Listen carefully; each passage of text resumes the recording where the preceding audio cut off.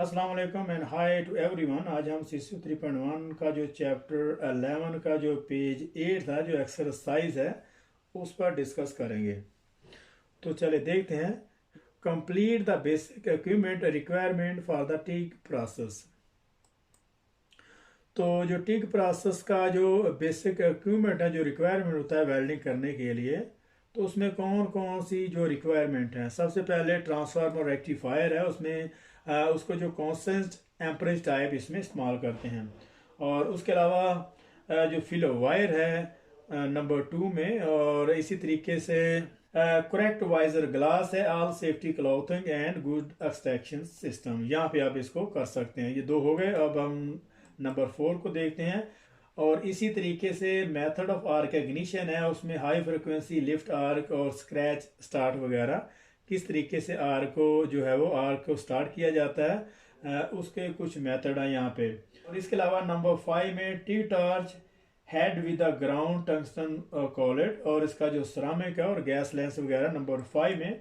और इसी तरीके से gas house flow meter and इसका जो गैस रेगुलेटर है, तो वो यहाँ पे लिखेंगे। और इसके बाद power and power turn cables हैं। और इसके बाद एन नर्ड शील्डिंग गैस, इसमें आर्गन और हीलियम जो है, इस तरीके से यहाँ पे इसको लिखेंगे।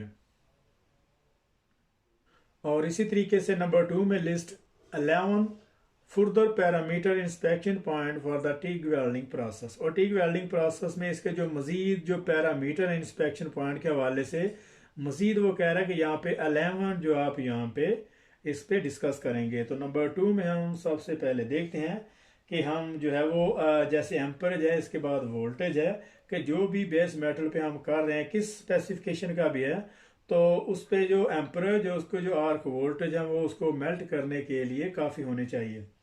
तो इस तरीके से नंबर 3 में उसकी जो AC/DC पोलैरिटी है, और नंबर 4 में यहाँ पे उसकी जो स्पीड ऑफ ट्रेवल, और नंबर 5 में tungsten type size and diameter है। और इसी तरीके से नंबर 6 में ड्यूटी साइकिल्स, और नंबर 7 में टंगस्टन वर्टिक्स एंगल, उसका जो प्रॉपर तरीके से उसको डेडिकेट से ग्राइंड करना है। नंबर 8 में उसके कनेक्शंस हैं। और नंबर 9 में gas types and flow rate है। नंबर 10 में इसका जो है वो इंसुलेशंस और एक्सट्रैक्शन। तो नंबर 11 में यहाँ पे ceramic condition size and type है। और नंबर 12 में यहाँ पे गैस लेंस। और इसी तरीके से जो नंबर 3 में इसकी जो list 3 further typical imperfection that may be found on the TIG welding process. और टिग वेल्डिंग प्रोसेस में आमतौर पर जो इसकी जो इम्परफेक्शन आती है वो यहाँ पे कह रहा है कि 3, जो वो ये कह रहा है कि यहाँ पे जो मजीद 3 आप यहाँ पे डिस्कस करेंगे। तो नंबर 1 में टंगस्टन इंक्लूजन है, और नंबर 2 में आप जो है वो सरफेस प्रोस्टी है, वो हम लास्ट पेज में डिस्कस कर चुके हैं कि किस वजह से आती है।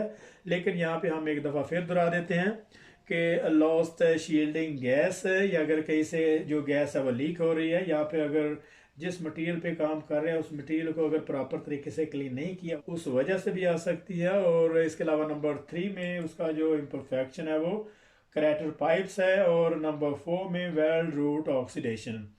और जब हम स्टेनलेस स्टील या किसी ऐसे मेटल पे जो रिएक्टर मेटल है, अगर उस पर काम कर रहे हैं, तो उसकी जो पर्जिंग है, फ्लो मीटर है, उसका जो गैस प्रेशर है वो उसको चेक करना। तो इसी तरीके से नंबर जो 4 है, इसमें list 2 further advantages and disadvantage of the TIG welding process.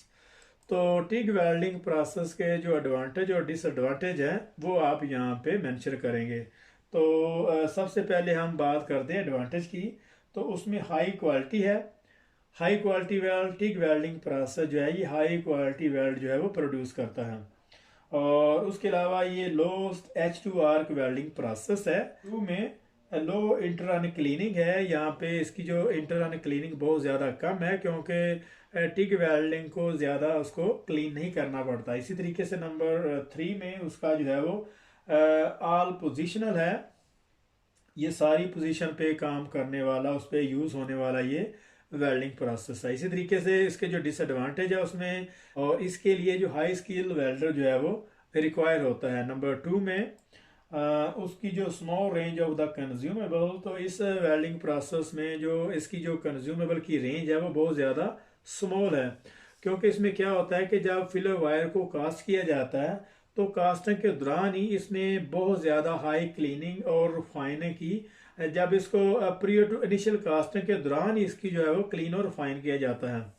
तो इस वजह से यहाँ पे इसकी जो है वो कंज्यूमेबल की जो रेंज है वो कम होती है। नंबर 3 में इसकी जो लो प्रोडक्टिविटी है, इसका ऑपरेटिंग फैक्टर बहुत ज़्यादा लो है। और इसी तरीके से हाई जोन लेवल्स है, और इसका जो हाई स्किल फैक्टर इसमें रिक्वायर होता है protection for the site work.